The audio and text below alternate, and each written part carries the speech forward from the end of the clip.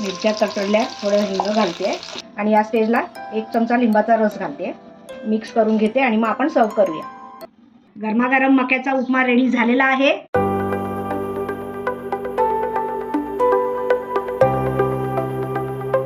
हाय, hello, नमस्कार. कविताज रेसिपीमध्ये तुम्हा सगळ्यांचं खूप खूप स्वागत आहे. कसे आहात तुम्ही? मस्त ना?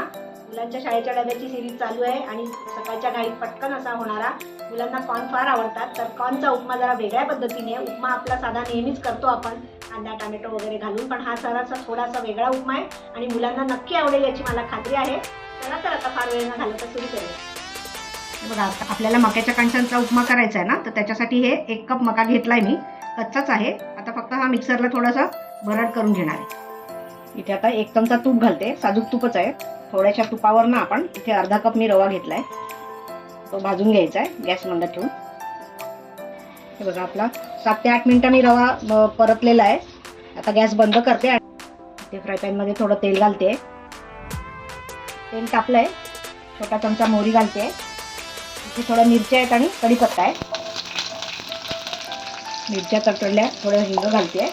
हा 1 मोठा कांदा बारीक चिरून घेतलाय, तो घालायचा आहे. आता कांदा गुलाबी होईपर्यंत परतून घेणार आहोत आपण. आता कांदा गुलाबी रंगावर आलाय. इथे जो आपण मिक्सरला मक्याचा जाडसर वाटून घेतलाय ना मका, तो घालायचा आहे. आणि आता या मक्याच्या किसाला वाफ आणायची आहे. मिक्स करून एक चांगली दणदणीत वाफ घेणार आहोत आपण. मस्त वाफ आली आहे. आता शिजलाय मक्याचा किस.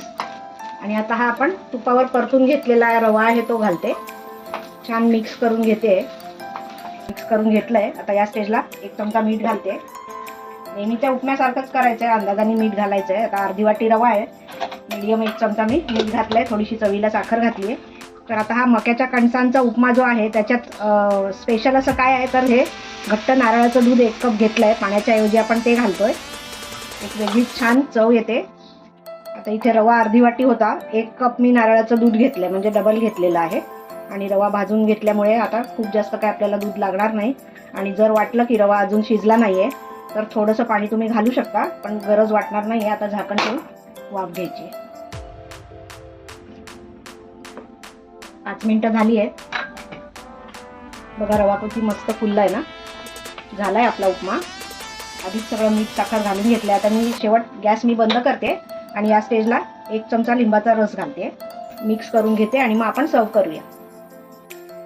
गरमागरम मक्याचा उपमा रेडी झालेला आहे. नारळाच्या दुधातला उपमा तुम्ही कधी इमॅजिन केलं असेल किंवा नसेल, पण नक्की ट्राय करून बघा. आणि तुमचा मक्याचा उपमा कसा झाला ते मला कळवायला अजिबात विसरू नका. आणि सकाळच्या घाईमध्ये पटकन तुम्ही मुलांना हा डब्यामध्ये देऊ शकता, तर नक्की ट्राय करा. आणि हा तुम्ही माझा पहिलाच व्हिडिओ बघत असाल, अजूनही चॅनलला सबस्क्राईब केलं नसेल तर प्लीज सबस्क्राईब करा, लाईक करा, शेअर करा, कमेंट करायला विसरू नका. चला तर आता पुन्हा भेटूया अशाच एका छानशा रेसिपीसोबत. तोपर्यंत छान खात राहा. बाय.